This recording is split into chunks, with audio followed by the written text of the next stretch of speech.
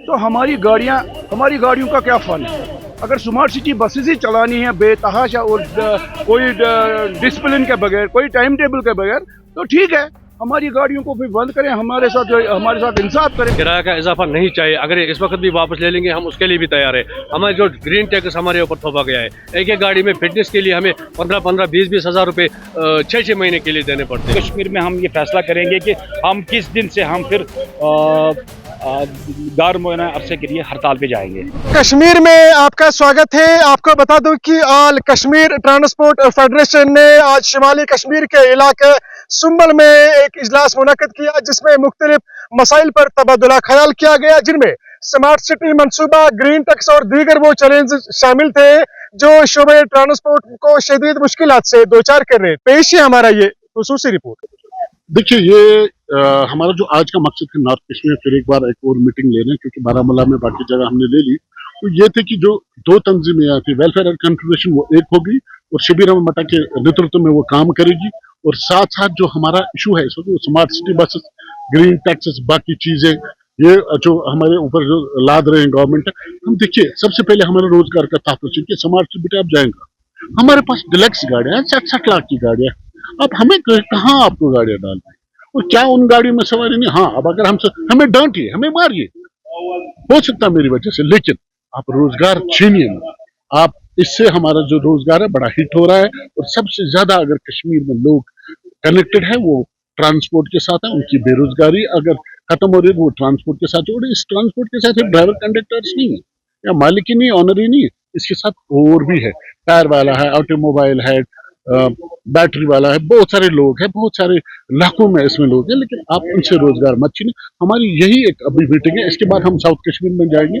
South Kashmir Monday को हमारी south Kashmir में मीटिंग है, और साउथ कश्मीर का हतमी फैसला लेंगे हम कि आगे हम क्या लाहेमल जो है वो कैसे, क्या हम 11 महीना मुद्दत के लिए हड़ताल पे जाएंगे या कोई और है वो हम कर रहे हैं, और इसमें कोई सियासत नहीं। मैं आपके माध्यम से कहूँगा, हमें तहफ़्फ़ुज़ है, हम गवर्नमेंट के साथ, लेकिन हमें तहफ़्फ़ुज़ दे रोजगार, बाकी हम कुछ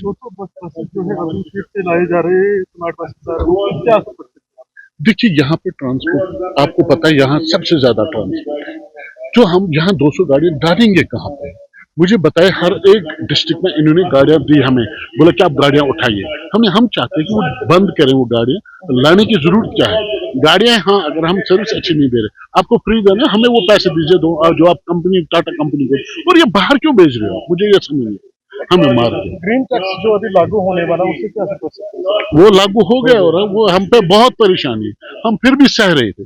आपको याद है 100 रुपए में बिजली बढ़ोतरी हुई थी तो कितना मसला पड़ गया था, लेकिन हम लोगों को फीस के जो 600 में था वो अब 27,000 में हो रहा है, जो इंश्योरेंस 30,000 में था वो 17,000 पहुंच चुका है। थर्ड पार्टी की बात कर रहा हूँ, तो हम करें तो जाए तो जाए। किराए में इजाफा हो गया, 18% हाइक हो गया, क्या फायदा मिल सकता है आपको? देखो, हमें जब हमारा रोजगार ही नहीं बचे तो हमारा क्या फायदा रहेगा।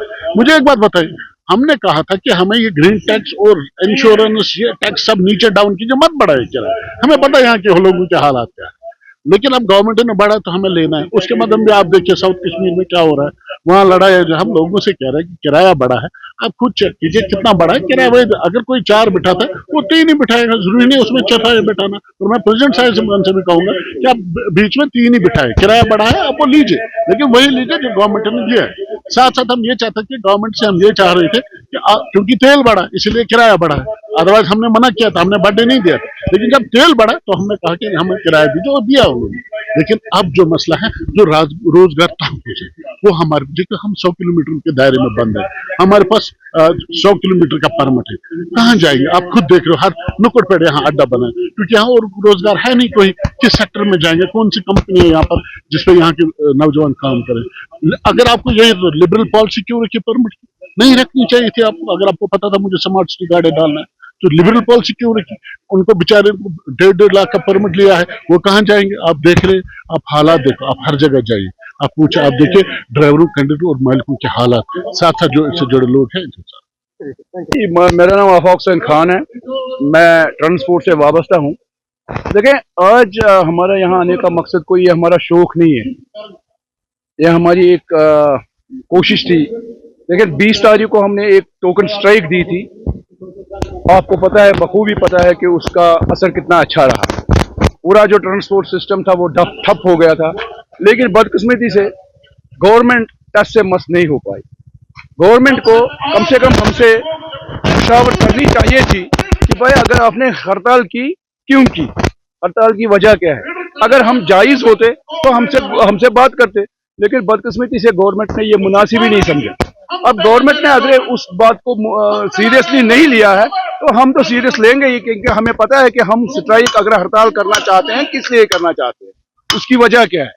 आपको भी बखूबी पता है, अगर यहाँ स्मार्ट सिटी बसेस का एक जाल बिछाया जा रहा है तो हमारी गाड़ियों का क्या फन है। अगर स्मार्ट सिटी बसेस ही चलानी है बेतहाशा और कोई डिसिप्लिन के बगैर, कोई टाइम टेबल के बगैर, तो ठीक है, हमारी गाड़ियों को भी बंद करें, हमारे साथ इंसाफ करें। और अगर हम गवर्नमेंट की उन शराइत पे पूरे नहीं उतरते या हम लोगों को या कम्यूटर्स को हम एक जगह से दूसरी जगह पहुंचाने में नाकाम रहते हैं तो हमसे बात करें। अभी जो किराया बढ़ाया गया है तो उससे आपको क्या फायदा मिल सकता है? देखिए, किराया का मसला नहीं है। अगर एक तरफ से हमारा किराया बढ़ाया गया ठीक है, लेकिन दूसरी तरफ से देखें टैक्सेस कितने हमारे ऊपर बढ़ गए। हमारा ग्रीन टैक्स है, ग्रीन टैक्स हमारा 8,200 हुआ करता था, अभी 16,000 कर दिया, डबल कर दिया। आप एलए की बात लें, एलए हमारी जो मैक्सी कैब की मैं बात कर रहा हूँ, एलए हमारी 5,000 की आती थी, आज 1.5 लाख की कर दी। अब लोग ये कहते हैं कि भाई इनका किराए में इजाफा हो गया, हमें ऐसा किराए में इजाफा चाहिए ही नहीं था जो यहाँ पर इन्होंने हमारी मुसीबत जो खड़ी की है। ग्रीन टैक्स हमारा डबल कर दिया, हमारा परमिट कब देखें आप, बेतहाशा परमिट डाले जा रहे हैं। कोई लिबरल पिछली बार आप लोगों ने चक्का जाम किया तो उसमें क्या सरकार से बात की? नहीं, हमने तो सरकार से कहा था। हमने देखें, जब हम स्ट्राइक पे गए थे तो हमने बीच में कम से कम 3 दिन रखे थे।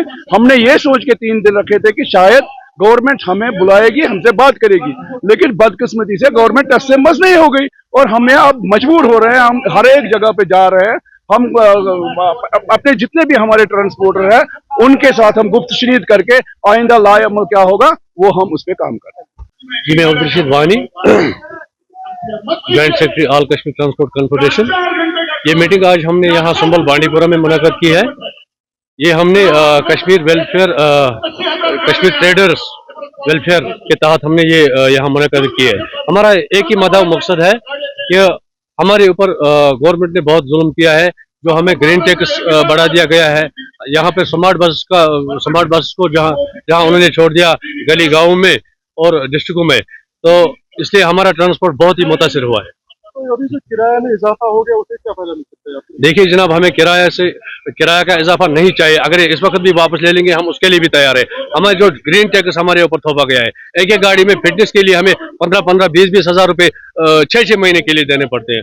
अगर उसी में हमें रियायत मिल जाती, क्योंकि ये गवर्नमेंट के जेब से नहीं, ये हमारी जेब से, हमारी पब्लिक की जेब से ये पैसा निकलेगा। इससे पहले आप लोगों ने चक्का जाम किया था, उससे आप लोगों ने प्रोटेस्ट किया था, उससे क्या रिएक्शन है?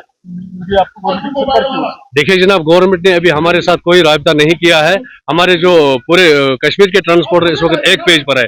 इसी सिलसिले में यहाँ संभल बांडीपुरा में मीटिंग मुनक़द हुई है, तो अभी ये अनंतनाग में भी हो जाएगी और श्रीनगर में उसके बाद जो लाए अमल होगा वो सर आपके साथ साझा करेंगे। एक्चुअली ये जो कश्मीर में 2 बड़ी तंजीमें ट्रांसपोर्ट रिलेटेड थी, एक all Kashmir transport welfare association और ऑल कश्मीर ट्रांसपोर्ट कॉन्फेडरेशन, जो एक दूसरे में मर्ज हो गई और इसका एक अलग सा एक नाम पड़ा। वो अपनी तंजीमें ख़त्म किए दोनों, तो इसका नाम हमने ऑल कश्मीर ट्रांसपोर्टर्स फेडरेशन रखा है।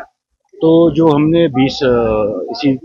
पिछले माह 20 तारीख को जो टोकन स्ट्राइक की एक कॉल दी थी, उसी के सिलसिले में हमारा अभी हर एक डिस्ट्रिक्ट में दौरा हो रहा है और हर एक ट्रांसपोर्ट की जितनी भी इकाइयाँ हैं, चाहे वो डिस्ट्रिक्ट प्रेसिडेंट हो या सोमो स्टैंड्स के प्रेसिडेंट हो या मिनी बस के जो चेयरमैन वगैरह हैं, तो सभी को एक ही बैनर के तले लाने की कोशिश में हम आज नॉर्थ का दौरा कर रहे हैं। तो क्या मुद्दे हैं आपके?